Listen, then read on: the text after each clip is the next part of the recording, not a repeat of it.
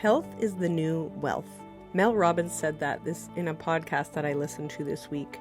I've been reading a lot about the brain recently, and so I've been thinking about how I can change my habits to become healthier so that I can live my life to the fullest.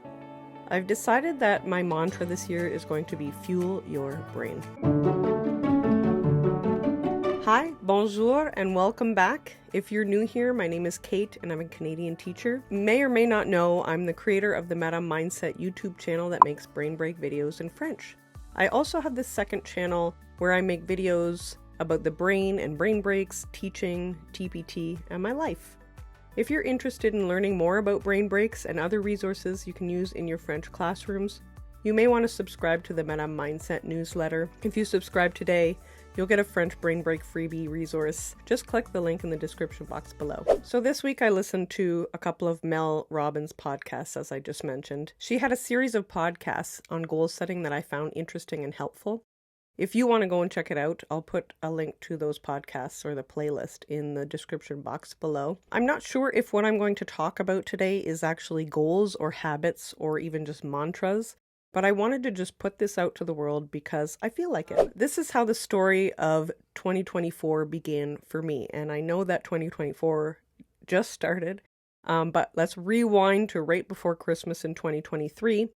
I got sick right before Christmas and it really knocked me out. So while I was confined to my bedroom, I watched a lot of TV and YouTube videos. I got hooked on watching ultra running videos on YouTube. When I say hooked, I mean I watched a lot of videos. If you don't know what ultra running is, an ultra marathon is essentially running a distance that is much longer than a marathon. Distances can range from 50 kilometers to 200 miles or more.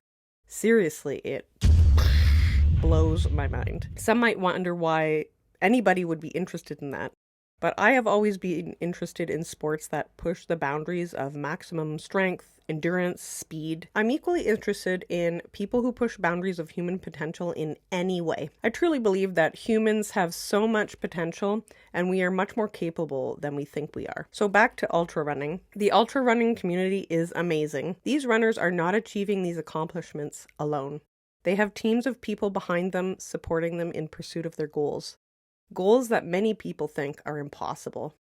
What really draws me to them, though, is their mindset. They have such a positive outlook on life. They all seem to have real mental clarity. But I think the biggest thing for me, it's that they appreciate discomfort.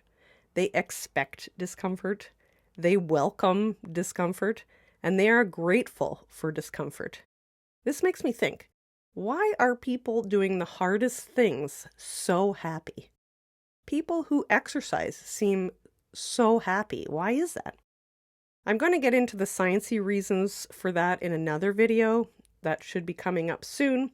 So keep a lookout for that, and you may want to subscribe to the channel and click the bell so that you'll be notified when that video comes out. But getting back to people are so happy that are doing hard things. Is doing hard things the key to happiness? I think I'm going to make that one of my mantras this year to see if it's true for me. I have run some team races that last 200-ish miles. I have run a half marathon. And I'll be honest, running has always been really hard for me unless it's part of like a sport that has a ball. So after I did those things, I was like, okay, bucket list, check, that's done. After watching these amazing women kill it, I've decided I can't just stop doing hard things. So I've planned out a running schedule for the whole year.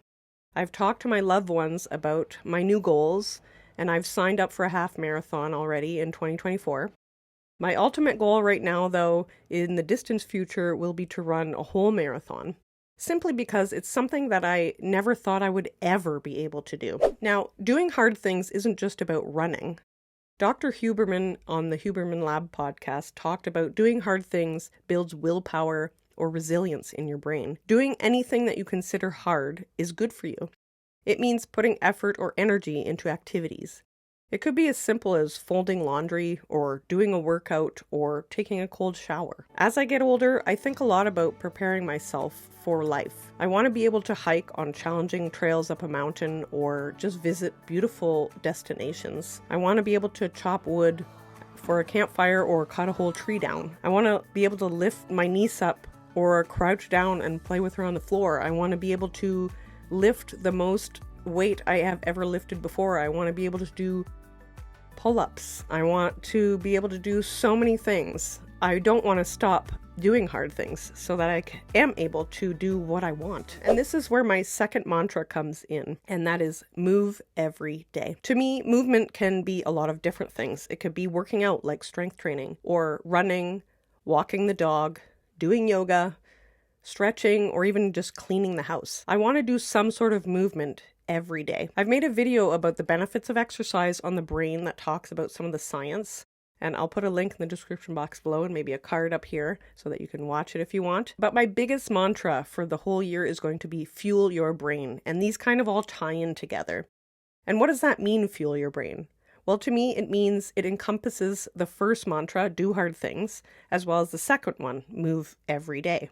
And this is how I plan on fueling my brain. So first, exercise. Fact is, your brain needs exercise. Any kind is beneficial. The more intense, the better. The harder, the better. The longer, the better. But some is better than none, and neuroscience will back me up on this. And when I'm talking about things, this is what I'm planning on doing for myself. I'm not telling other people to do this stuff.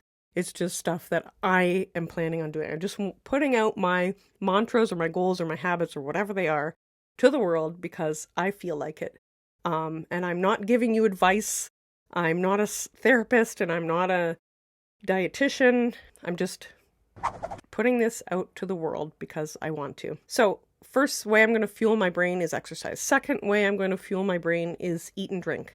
So fuel your body, which fuels your brain. So I want to eat more fruits and vegetables. I want to make sure I drink enough water, and I want to eat more protein. I know protein is super important as women age, so I want to make sure that I get into that habit or definitely start doing it because I know that for myself, I often don't eat enough during the day, especially for the exercise that I plan on doing, and I often don't drink enough water. So that's something that I really want to try to keep working on. Sleep is another way that I'm going to fuel my brain. Sleep is so important for your brain. I want to do less screen time before bed. I want to sleep so that I can recover and grow from the stresses and tasks of the day. And I know that's beneficial for your brain, and there's actually going to be a video coming up soon about the benefits of sleep on the brain. Next way I'm going to fuel my brain is to read. Never stop learning. Don't stop reading different perspectives or different experiences, real or imaginary. I want to keep learning about new things like neuroscience, for example. Write, don't type. Spend time writing with a pen or a pencil. Write about anything. These journaling ideas come from @NazNeuro on Instagram.